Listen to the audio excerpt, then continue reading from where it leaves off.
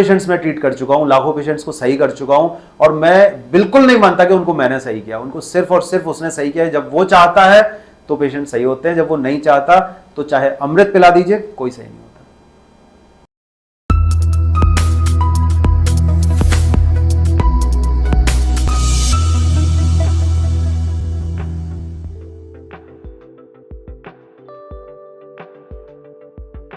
नमस्ते दोस्तों, welcome to this new podcast of the untold life story. Today आज हमारे साथ एक ऐसे हमारे गेस्ट बैठे हुए हैं, डॉक्टर आर के सिंह सर। डॉक्टर आर के सिंह एक गोल्ड मेडलिस्ट हैं होम्योपैथी में। बहुत सारे पेशेंट्स को आज तक देख चुके हैं, काफ़ी सारे पेशेंट्स से उनका प्यार मिला है और बहुत सारे पेशेंट्स की प्रॉब्लम अब तक सुलझा चुके हैं।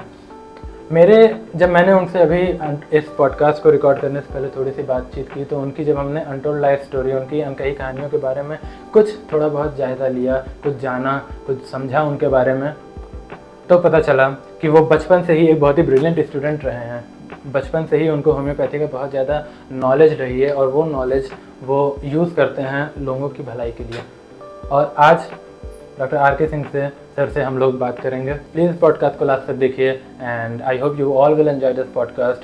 सो स्टे ट्यून्ड और प्लीज़ हमारे अनटोल्ड लाइफ स्टोरी चैनल को सब्सक्राइब कीजिए ऐसे ही और कंटेंट के लिए।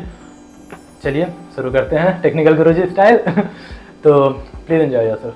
नमस्ते सर, कैसे हैं आप? नमस्कार सर, बहुत बढ़िया सर। कैसा लग रहा है यहाँ आके हमारे पॉडकास्ट में? बहुत अच्छा लग रहा है। आप लोगों ने बहुत अच्छी पहल शुरू की है। लोगों को, जो लोग हैं जो अपने एक स्तर तक पहुँचे, उनके बारे में जो अनटोल्ड स्टोरीज़ हैं वो जान के बहुत अच्छा लगेगा। सर, इस पॉडकास्ट को शुरू करते वक्त प्लीज़ हमको बताइए कि आपकी अनटोल्ड लाइफ स्टोरी क्या रही है, जो कि आपकी ऐसी अनकही क्या दास्तां रही हैं जो कि अमूमन लोगों को नहीं मालूम रहता। बचपन से क्या हमेशा से होम्योपैथी में आपका दिलचस्पी थी? कैसे आपने इस सब्जेक्ट को, इस फील्ड ऑफ साइंस को अपने जीवन समर्पित करने के लिए प्रोत्साहित हुए आप? और क्या ऐसे आपकी लाइफ में इंसिडेंट्स रहे रिगार्डिंग होम्योपैथी कि आपको लगा कि ये एक ऐसी फील्ड है जिसको आप चुन सकते हैं? बेसिकली मैं टर्निंग पॉइंट्स की बात कर रहा हूँ यहाँ पे जी। देखिए, लगभग 1990 में मेरे फादर एक बुक लेके आए थे। मैं उस समय बहुत छोटा था, मैं 8th में था। तो वो बुक थी एक मटेरिया मेड का, जिसमें होम्योपैथिक मेडिसिन के बारे में बताया गया था। ओके। तो मेरे फादर उसको काफ़ी पढ़ते थे और पढ़ के हम लोग को जो थोड़ी बहुत प्रॉब्लम होती थी उसके लिए मेडिसिन दे देते थे और 1-2 डोज में हम लोग ठीक हो जाते थे। तो मुझे लगा इस किताब में ऐसा क्या है कि मतलब मेरे फादर पढ़ते हैं और देते हैं और सही हो जाते हैं। मैंने कहा एक बार पढ़ के देखते हैं जी। अच्छा, हमने पढ़ना स्टार्ट किया उसको, तो हमें उसमें इंटरेस्ट आने लगा। बहुत सारी नई नई चीज़ें उसमें हमने पढ़ी, बहुत सारी मेडिसिन पढ़ी। लगभग ये मान के चलिए 2000 तक, लगभग 10 साल हम उसको स्टडी करते रहे, सिर्फ एज एक शौक के तौर पे कि बस कुछ नया सीखने को मिल रहा है, कुछ नया पढ़ने को मिल रहा है जी। 2000 में जब CPMT का एग्ज़ाम हुआ तो मेरा सिलेक्शन हुआ यहीं कानपुर होम्योपैथिक मेडिकल कॉलेज के अंदर जी, BHMS में। तो मुझे अंदर से इतनी खुशी हुई, जैसे मुझे ऐसा लगा जैसे भगवान ने कोई चीज़ पहले से मेरे लिए बना के रखी है, बस अब तो वो एक फ्लो में आ रही है जी। तो अब तक हम एक बहुत नॉन अलाइंड वे में कोई चीज़ पढ़ते थे, अब हम उस चीज़ को बिल्कुल अलाइंड और परफेक्ट वे में पढ़ेंगे। तो जी, हमने एडमिशन लिया, पढ़ना स्टार्ट किया। अच्छा, जो चीज़ ऑलरेडी पढ़ी हो उसको पढ़ने में और समझने में बहुत आसान रहता है, तो वो चीज़ हमने महसूस भी की। जब पढ़ना स्टार्ट किया तो बहुत अच्छी तरह पढ़ा, बहुत अच्छी तरह सीखा उन चीज़ों को, और जो रिजल्ट्स मिले उनसे हमारे जो टीचर्स थे बहुत अप्रिशिएट भी करते थे हम लोग को जी। तो काफ़ी मतलब उससे मोटिवेशन मिला कि और पढ़ना चाहिए और पढ़ना चाहिए। तो इसी जुनून में हम लगातार 4 साल टॉप करते चले गए, तो स्टेट टॉपर हम रहे। फिर 2007 में जब BHMS कंप्लीट हुआ, उसके बाद में मैं घर पे आया, मतलब मैं आगरा का रेजिडेंट हूँ बेसिकली। तो घर पे आया, क्लिनिक स्टार्ट की, 3-4 महीने क्लिनिक के हुए थे। मेरे फादर को एक अटैक पड़ा पल्मोनरी एम्बोलिज्म का, जिसमें जो हमारी जो ब्लड वेसल्स हैं, क्लॉट उसमें बनने लगते हैं। okay. जैसे हम लोगों ने अभी आजकल जो कोविड के बाद में आपने देखा होगा बहुत मॉर्टेलिटी हुई है, जिसमें हार्ट अटैक्स हुए हैं लोगों को, उसमें क्लॉट्स बन जाते हैं, उसी तरह का कुछ मान लीजिए, लेकिन बहुत मैसिव था उसमें। जैसे SpO2 थी, लगभग उनकी 35-40 तक पहुंच गई थी और वो बेहोश हो गए और बिल्कुल मतलब बहुत बुरी स्थिति होगी। मैं आज भी उस चीज़ को सोचता हूँ तो रोंगटे खड़े हो जाते हैं जी। हम लोग लेके वहाँ पहुँचे, एक बहुत अच्छे बहुत टॉप कार्डियक सर्जन थे आगरा के, उनके यहाँ पहुँचे, एडमिट कराया। उसी दिन शाम को भगवान जाने क्या हुआ कि उनको ब्रेन हेमरेज हो गया और लेफ्ट साइड की पूरी बॉडी उनकी पैरालाइज्ड हो गई। ओके। जब बॉडी पैरालाइज्ड हो गई और जो सीनियर डॉक्टर थे उनको बताया गया तो उन्होंने एकदम हाथ खड़े कर दिए कि sorry I can't do anything anymore, आप इनको ले जाइए फरीदाबाद एस्कॉर्ट जो मल्टी स्पेशलिटी सेंटर है वहाँ पे। तो वो एक ऐसा दौर था, ऐसा समय था कि मैं बस खड़ा था और मुझे कुछ समझ में नहीं आ रहा था कि क्या हो रहा है और चीज़ें ऐसा लग रहा है जैसे हाथ से निकल रही हैं। आप इमेजिन कर सकते हैं कि कितना ज़्यादा मतलब उस समय इमोशनल स्ट्रेस में हम रहे होंगे। मुझे कुछ समझ में नहीं आ रहा था मैं क्या करूं। मैं अपने स्तर पे तो मैं सबसे अच्छे जो आगरा के डॉक्टर थे उनके पास गया, फिर भी अगर उन्होंने हाथ खड़े कर दिए तो मुझे लगा जैसे मेरे पास अब कुछ नहीं रहा।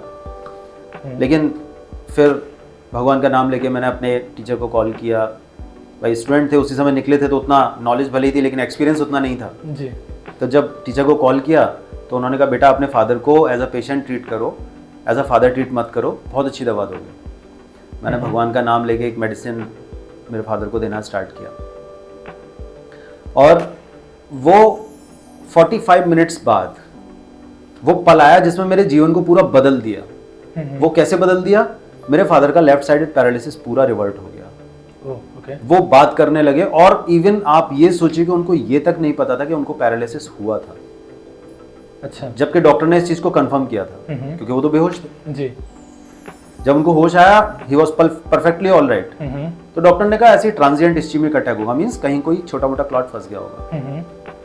मैंने कहा फिर भी हम लोग लेके चलते हैं। हम लोग लगभग 3 बजे फरीदाबाद पहुंचे, एस्कॉर्ट जो मल्टी स्पेशलिटी सेंटर है वहाँ पहुंचे। वहाँ हम लोगों ने एडमिट किया और फिर उसके बाद में वहाँ पे जब फादर अपने पैरों पे चल के गए और मैंने वहाँ के डॉक्टर से जब ये चीज़ कही कि सर इनको कल जो है ब्रेन हेमरेज हुआ था और ये कंडीशंस थी, तो डॉक्टर मानने को तैयार नहीं थे। अगले दिन जब बहुत रिक्वेस्ट करने के बाद हमने एमआरआई कराया तो उसमें आया रिजॉल्विंग हीमेटोमा, जो उन डॉक्टर्स के एस्कॉर्ट के जो सुपर स्पेशलिस्ट डॉक्टर्स थे, न्यूरोलॉजिस्ट थे, उनके हिसाब से ये लगभग 1 महीने बाद होना चाहिए था जो नॉर्मल मॉडर्न साइंस कहती है, जबकि वो विद इन 24 आवर्स होने लगा था अपनी होम्योपैथिक मेडिसिन द्वारा।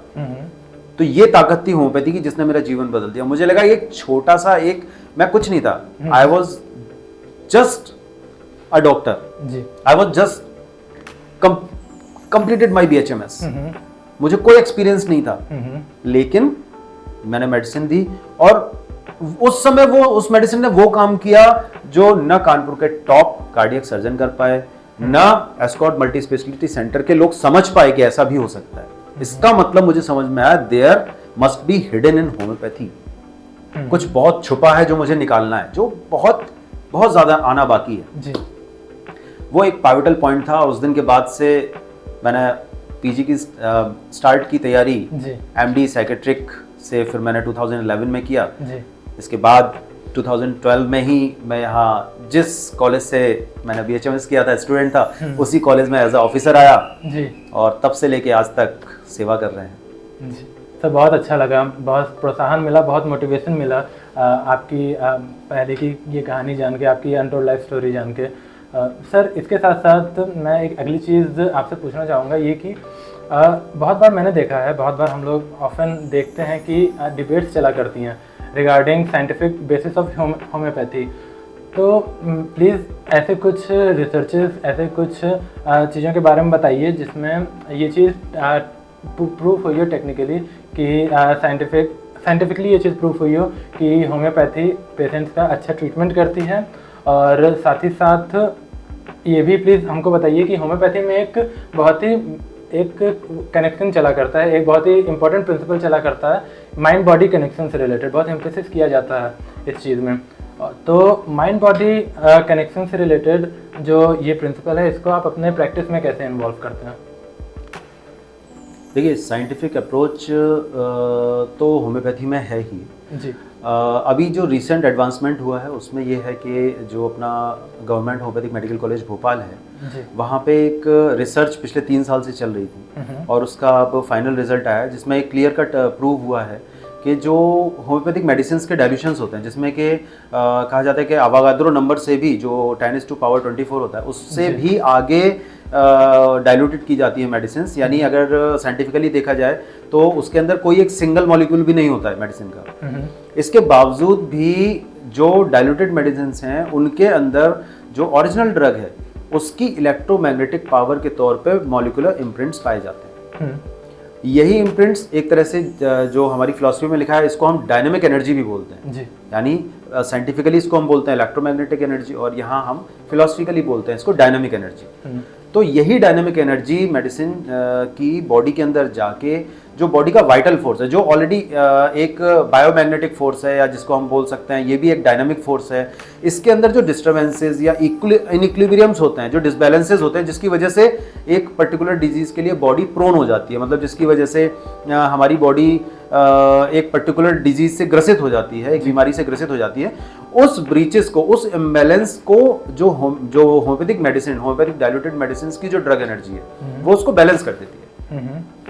तो जब बैलेंस कर देती है तो जितनी भी डिस्टर्बेंसेस या इम्बैलेंसेस है वो सारे ठीक हो जाते हैं और पेशेंट हेल्दी फील करने लगता है जी। अच्छा, माइंड बॉडी कनेक्शन वाली जो आपने बात की है उसमें मैं एक छोटा सा किस्सा सुनाना चाहूँगा। जी जी बिल्कुल। जैसे लगभग 1891 में डॉक्टर मिशेल हैमर थे। डॉक्टर मिशेल हैमर एक ऑन्कोलॉजिस्ट थे और उनके बेटे की जो डेथ हुई थी वो कैंसर से ही हुई थी। ओके। तो इस चीज़ का उनको काफ़ी शौक लगा। हालांकि वो किसी तरह का कोई भी नार्कोटिक्स यूज़ नहीं करते थे, ना ही टोबैको, ना ही अल्कोहल, लेकिन फिर भी उनको ये चीज़ हुई। और जैसे हम लोग आज देख भी रहे हैं आजकल, कोई बहुत हार्ड एंड फास्ट रूल नहीं है कि आप ये सब यूज़ करते तभी आपको होगा। हाँ, चांसेस ज़रूर बढ़ जाते हैं जी। तो उन्होंने ये सोचा कि आखिर ऐसा क्यों है कि मैं जब कुछ नहीं करता फिर भी मुझे हुआ। तो उन्होंने इस चीज़ पर एक रिसर्च स्टार्ट की आगे कुछ 5 सालों के लिए। बहुत बार मैं आपको इंटरप्ट कर रहा हूँ सर, बहुत बार ऐसा भी होता है कि बहुत बार जेनेटिकली कैंसर फॉलो अप होते हुए नहीं आता है। जैसे कि पेरेंटल या पेरेंट्स के फैमिलीज में कैंसर इश्यूज नहीं पाए जाते हैं, उसके बाद भी एक पर्टिकुलर पर्सन को कैंसर हो जाता है। यस, ट्रेट्स पाए जाते हैं। लेकिन डॉक्टर हैमर ने इन सारी चीज़ों को देखते हुए ही रिसर्च की थी कि उनकी पूरी फैमिली में इस तरह का कुछ नहीं था, उसके बावजूद भी उनको ये चीज़ हुई जी, उनके बेटे को हुई जी। तो एक कितना बड़ा शौक एक फादर के लिए रहा होगा कि उसके सामने उसका बेटा गया जी। तो उसने क्या किया कि उन्होंने जितने भी पेशेंट्स आते थे उनके पास उनकी केस हिस्ट्री लेना स्टार्ट कर दिया कि आखिर क्या शौक है, मतलब क्या है, कारण क्या है इसका, कारण क्या। और खासकर उन्होंने उन पेशेंट्स का लिया जो टोबैको या अल्कोहल यूज नहीं करते थे। ओके। तो लगभग जब उन्होंने ये 5 साल तक रिसर्च की तो उन 5 सालों की रिसर्च को जब उन्होंने समराइज किया तो उनको ये पता चला कि कोई ना कोई इमोशनल ट्रॉमा, इमोशनल कन्फ्लिक्ट या साइकोलॉजिकल कन्फ्लिक्ट पाया गया। ओके। इस कन्फ्लिक्ट के होने और कैंसर के होने में काफी समय था, लगभग किसी को 2 साल पहले हुआ, किसी को 3 साल पहले, किसी को 6 महीने पहले, लेकिन ऐसा नहीं कि कन्फ्लिक्ट हुआ और कैंसर हो गया, उसको बनने में काफी समय लगा। तो उस दौरान के चेंजेस के बारे में वो बहुत जानना चाहते थे, आखिर उस दौरान बॉडी में ऐसे क्या चेंजेस हुए जिनकी वजह से हम एक कैंसर डेवलप हो गया, कैंसर इसे डेवलप हुए। हाँ, डेवलप, वो स्टेजेस जानना चाहते थे या वो कॉज या वो प्रोसेस जानना चाहते थे। तो उन्होंने बॉडी के सारे इन्वेस्टिगेशन स्टार्ट कर दिए। उनमें सारे ब्लड इन्वेस्टिगेशंस भी थे, सारे पैरामीटर्स उन्होंने चेक कराए, सीटी कराया, एमआरआई कराया, एक्सरे कराया, कई सारे पेशेंट्स का कराया उन्होंने। फिर उसके बाद उन चीज़ों को कंपेयर किया तो जहाँ एक चीज़ उनको कॉमन मिली वो ये थी कि जब उन्होंने एमआरआई कराया, उस एमआरआई में उनको एक इस तरह का फोकस मिला, एक इस तरह का पॉइंट मिला, एक स्पॉट मिला जो लगभग कैंसर के हर पेशेंट में था, बस जगह अलग अलग थी। Inside the brain, I think. Inside the brain, yes. तो जब उन्होंने इस चीज को कंपेयर किया तो उन्होंने कहा there must be any some similarity between the place where, जहां पे बन रहा है, फोकस बन रहा है जी। तो उन्होंने जब कंपेयर करना शुरू किया तो उनको पता चला कि एक ही तरह के कैंसर्स में एक ही तरह का फोकस एक ही जगह पर बनता है। ओके। आगे जब रिसर्च उन्होंने की तो उनको ये पता चला कि ब्रेन के अंदर वो पर्टिकुलर पार्ट उस ऑर्गन को गवर्न करता है जिसमें कैंसर बना है।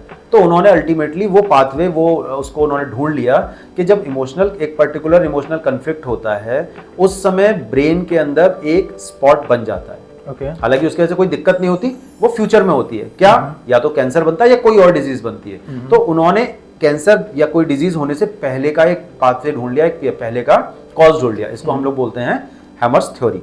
ओके मैं एक छोटी सी चीज़ और इसमें क्लियर करना चाहूँगा। बेसिकली माइंड के जिस एरिया में स्पॉट बनेगा वो एरिया बॉडी के जिस ऑर्गन को गवर्न कर रहा होगा, उस ऑर्गन में कैंसर या कैंसर को छोड़ के कोई भी बड़ी डिजीज कोई भी बड़ी डिजीज होने के चांसेस बनेंगे। जी ओके ठीक है सर। तो इस तरह से जो है एक साइकोलॉजिकल या इमोशनल या मेंटल हम मान सकते हैं कॉज आया सामने कि जितनी भी बीमारियां हैं वो सब साइकोसोमेटिक है। अब साइकोसोमेटिक एक बहुत मेडिकल टर्म है, बहुत थोड़ा सिंप्लीफाई करता हूँ। साइको का मतलब होता है ब्रेन, मींस इमोशनल, जिसे हम लोग साइकी बोलते हैं, एंड सोमा मींस होता है बॉडी, मींस ऐसी बीमारियां या सभी बीमारियां, ऑल डिजीज आर साइकोसोमेटिक। बस ये है कि जो हमारे इमोशंस में बदलाव होते हैं उसकी वजह से हमारी बॉडी एक पर्टिकुलर बीमारी के लिए ससेप्टेबल हो जाती है और वो बीमारी हमें हो जाती है। ओके ठीक है, तो ये मेंटल जो कॉजेज हैं या साइकोलॉजिकल कॉजेज हैं, ये महत्व है होम्योपैथी में। तो सर जैसा कि अभी आपने कैंसर से रिलेटेड इंफॉर्मेशन इतनी सारी शेयर की हमारे साथ, तो सर एक मेरे मन में बहुत ही एक अच्छा सा क्वेश्चन आया था कि क्या कभी ऐसा हुआ है कि आपने इतने सालों से होम्योपैथिक मेडिसिन की हेल्प से इतने सारे पेशेंट्स का इलाज किया, उनकी लाइफ में पॉजिटिव चेंजेस लाए, तो क्या कभी ऐसा हुआ सर कि कोई पेशेंट बहुत ही हार के, जब कहीं पे भी उसका इलाज ना हो रहा हो, वो आपके पास आया हो और आपसे कहा हो डॉक्टर साहब मेरा ये परेशानियां हैं, मेरी ये दिक्कत हैं और कृपया मुझे सही दवा और सही ट्रीटमेंट दीजिए, तो उस समय आपने उनका ट्रीटमेंट होम्योपैथिक मेडिसिन की हेल्प से किया हो और वो ठीक हो गए हो? ऐसा कोई इंसिडेंट या ऐसे कोई केस आपके अगर दिमाग में हो तो प्लीज़ बताइए। देखिए केसेस तो बहुत सारे हैं, लेकिन जब आप बहुत जोर दे के कह रहे हैं तो मुझे एक केस याद आता है। यहाँ कानपुर से थोड़ी दूर एक जगह है पुखराया, वहाँ के एक बाबूजी थे, लगभग अभी भी हैं, सॉरी, उनकी एज थी अप्रोक्सीमेटली 70s में। तो वो मेरे पास आए थे, उनको प्रोस्टेट कैंसर था, फ्रैंक कैंसर था, और डॉक्टर ने कहा था कि इसका ऑपरेशन कराना पड़ेगा, फिर भी कोई चांस ऐसा नहीं कह सकते हम कि आप ठीक हो जाएंगे। तो वो अब अगर डॉक्टर, आप भी जानते हैं कि कैंसर का मतलब मौत, ये उस समय की बात थी, और पेशेंट को अगर कोई डॉक्टर ये बता दे तो एक तरह से मान लीजिए कि पेशेंट बहुत होपलेस हो जाता है जी। तो इतना डिस्पेयरिंग उसमें कंडीशन में वो मेरे पास आए थे, तो उन्होंने मुझसे कहा कि सर अब आखिरी रास्ता आप ही हैं, हम सब जगह दिखा चुके हैं, सब जगह सभी लोगों ने एक ही चीज़ कही है, ऑपरेशन होगा, और फिर भी सर कोई भरोसा नहीं है। तो इसका एक मार्कर होता है PSA, काफ़ी ज़्यादा था वो, काफ़ी बड़ा हुआ था, करीब 450-500 के आसपास था। तो हालांकि मैंने उस समय उनसे कहा, मैंने कहा बाबूजी जब इतने बड़े जगह पे, वो एम्स से दिखा के आए थे, तो एम्स का मतलब तो सुपर स्पेशलिटी हो गया, ठीक है, लेकिन अब वो एक अलग बात है कि डॉक्टर्स कभी भी 100% श्योर नहीं कहते हैं, वो मैंने भी नहीं कहा, लेकिन मैंने कहा ठीक है बाबूजी अगर आपका ये है तो हम प्रयास कर सकते हैं। वो मेरे किसी पेशेंट के दादाजी थे, वो जबरदस्ती लेके आए कि नहीं डॉक्टर साहब के पास चलिए, वो इसको जरूर ठीक कर देंगे, और उनका कॉन्फिडेंस देख के मुझे कॉन्फिडेंस आया कि नहीं शायद मैं इसको कर सकता हूँ। मैंने वहाँ रिसर्च स्टार्ट की, मैंने वहाँ देखना स्टार्ट किया, सारी मेडिसिन पढ़ी, जो अच्छे से अच्छा बेटर ट्रीटमेंट हो सकता था वो मैंने किया, और लगभग 8 या 9 महीने उनका ट्रीटमेंट चला, और आज वो 87 ईयर्स के हैं, परफेक्टली ऑल राइट हैं, और कमाल की बात उनके बेटे के प्रोस्टेट का ट्रीटमेंट मुझसे चल रहा है और उनका नहीं चल रहा क्योंकि वो फिट है। अच्छा, तो मतलब ये तो कमाल की बात है ना। सोचिए उनके बेटे का ट्रीटमेंट चल रहा है, उनके बेटे का बेटा मेरे पास लेके आया था उनको, तो मतलब एक पूरी पीढ़ी, एक बार कहते हैं कि डॉक्टर पर विश्वास हो जाता है तो पूरी पीढ़ियां जुड़ जाती हैं, तो वही वाली चीज है। तो होम्योपैथी में दम तो है। सर हम भारत देश में रहते हैं और भारत देश में लोग डॉक्टर को भगवान का दूसरा रूप मानते हैं, तो मैं ये सवाल आज ये भगवान के दूसरे रूप से पूछना चाहूँगा कि क्या वो भगवान को मानते हैं? देखिए भगवान तो एक ही है जी, हम लोग उनके दूत हैं, और हम ये मानते हैं कि ये हमारा सौभाग्य है कि भगवान ने हमें कम से कम वो ताकत दी है कि हम ये जो मानवता है, जो रोगी हैं, जो पेशेंट्स हैं, उनकी हम सेवा कर पा रहे हैं जी। बाकी मेरी लाइफ स्टोरी में जब स्टार्टिंग में मैंने बताया तो आप समझ गए होंगे कि स्टार्टिंग से शायद भगवान ने मेरे लिए कुछ चुन के रखा था जी। मैं हनुमान जी का काफ़ी भक्त रहा हूँ, मैं भी, और हमेशा से हूँ और आज भी हूँ, और मुझे अब याद भी नहीं है, शायद करीब 30-35 साल से मैं ट्यूसडे का फास्ट भी करता हूँ। तो आप मतलब कई बार मेरी लाइफ में ऐसे इंसिडेंसेस हुए हैं जो मुझे वाकई में उस ताकत का एहसास हुआ है कि नहीं, भगवान कहीं है और उसका हाथ मेरे सर पे है। जब मैं मेरे फादर को जब एस्कॉर्ट में एडमिट किया गया, थोड़ा मेडिकल टर्म्स आएंगे तो इसलिए मैं बहुत कॉमन वे में समझाऊंगा कि जब मेरे फादर को वहां एडमिट किया गया तो एक कंडीशन थी कि मेरे फादर के जो लंग्स थे उनमें क्लॉट्स बने हुए थे, जिसकी वजह से उनका SpO2 डाउन था और ऑक्सीजन इतना डाउन था कि बहुत गंभीर स्थिति थी। और दूसरा, उनके ब्रेन में हेमरेज था, यानी ब्लड बह रहा था जिसको क्लॉट करना जरूरी था। यहां डॉक्टर्स के सामने इतनी उहापोह की स्थिति थी कि अगर वो लंग्स बचाने के लिए, क्लॉट तोड़ने के लिए हेपेरिन एक मेडिसिन होती है जिससे क्लॉट्स टूट जाते हैं और ब्लड पतला हो जाता है, अगर वो ब्लड थिनर देते हैं तो ब्रेन में ब्लीडिंग स्टार्ट हो जाएगी। हाँ। और अगर ब्रेन की ब्लीडिंग रोकने के लिए वो मेडिसिन देते हैं तो लंग्स में और क्लॉट्स हो जाएंगे। वो स्थिति ऐसी थी, उस समय मुझे कोई याद नहीं आया, मुझे लगा कि बस सब कुछ हो नहीं सकता है। मैंने भगवान को याद किया और मैंने डॉक्टर से कहा, मैंने कहा सर मुझे अपनी होम्योपैथिक मेडिसिन देने दीजिए। और उन्होंने बकायदा मुझसे कंसेंट फॉर्म साइन करवाए कि अगर कोई दिक्कत होती है तो इसके जिम्मेदार सिर्फ आप होंगे। मैंने भगवान का नाम लेके वो साइन किया। वो हेपेरिन की जो थेरेपी थी जिससे उनके ब्लड क्लॉट्स टूटने थे वो 6 घंटे, 6.5 घंटे, 7 घंटे चली। बहुत ज्यादा इमरजेंसी, ICU के अंदर उनको एडमिट करके ये थेरेपी चली थी जिसमें लोअर मॉलिक्यूलर वेट हेपेरिन, जिसे वारफेरिन बोलते हैं, वो चला था। और उस पूरे 6-6.5 घंटे हमने एक पैर पर खड़े होकर हनुमान चालीसा का जाप किया था और ये कहा था भगवान जब अंदर से ये सूचना आ जाएगी now my father is all right, उसके बाद ही मैं बैठूंगा और उसके बाद ये जाप बंद होगा, नहीं तो फिर बस चलना ही है। फिर मेरी मम्मी रोने लगी कि तू क्या कर रहा है, लेकिन बस आस्था थी और अंदर से सूचना आई कि सर ये तो चमत्कार है, आपके फादर बिल्कुल ठीक हैं और आपका जो क्लॉट है वो भी नहीं टूटा और आपके लंग्स के क्लॉट सारे टूट गए और नाउ SpO2 इज 99%। मैंने उसने भगवान से कहा, मैंने कहा भगवान बस कुछ कहने के लिए था नहीं, मतलब थैंक यू जिसे कहते हैं ना, बहुत छोटा शब्द था वो, मतलब क्या बताऊं मैं। तो इसीलिए आज भी लाखों पेशेंट्स में ट्रीट कर चुका हूं, लाखों पेशेंट्स को सही कर चुका हूं और मैं बिल्कुल नहीं मानता कि उनको मैंने सही किया, उनको सिर्फ और सिर्फ उसने सही किया है। जब वो चाहता है तो पेशेंट सही होते हैं, जब वो नहीं चाहता तो चाहे अमृत पिला दीजिए कोई सही नहीं होता। तो जो पेशेंट सही है वो भी उसकी इच्छा से, जो नहीं सही हुए वो भी उसकी इच्छा से, हम तो सिर्फ बस अपना काम कर रहे हैं। डॉक्टर्स, इतनी सारी बातें आपसे हुई, इतनी सारी बातें आपने करी, थैंक यू वेरी मच कि आप इस पॉडकास्ट में आए, अपना इतना इम्पोर्टेंट टाइम हम लोगों के साथ शेयर करते हुए अपने इतने सारे एक्सपीरियंसेस हमारे साथ शेयर किए, अपनी नॉलेज हमसे थोड़ी सी साझा करी। ज़रूर हम चाहेंगे कि आप फिर से हमारे पॉडकास्ट में आएँ, हम लोग फिर से बातचीत करें, फिर से और ज़्यादा होम्योपैथी के बारे में जानें और समझें, हमारे ऑडियंस इसके बारे में जानें। और thank you sir, thank you very much. मैं बहुत बहुत आपका आभारी हूँ कि आप आए और अपना समय दिया। Thank you sir, thank you very much. Sir कैसा लगा आपको यहाँ के, कैसा रहा आपका यहाँ का फीडबैक सर? मुझे अनटोल्ड लाइफ स्टोरीज़ में आके बहुत अच्छा लगा है और मैं आप लोग को बहुत बहुत थैंक यू बोलना चाहता हूँ कि आपने मुझे जो है अपनी बात लोगों तक पहुँचाने का मौका दिया।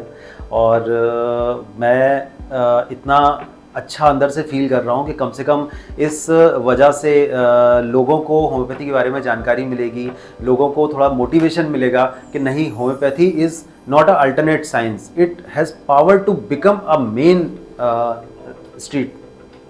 अगर मेन स्ट्रीम बन सकती है तो कुछ भी हो सकता है। तो होम्योपैथी बहुत अच्छी है, सेफ है और बहुत आसानी से आप इससे किसी भी तरह का ट्रीटमेंट करा सकते हैं, इलाज करा सकते हैं। Thank you very much life stories. Thank you sir, thank you very much.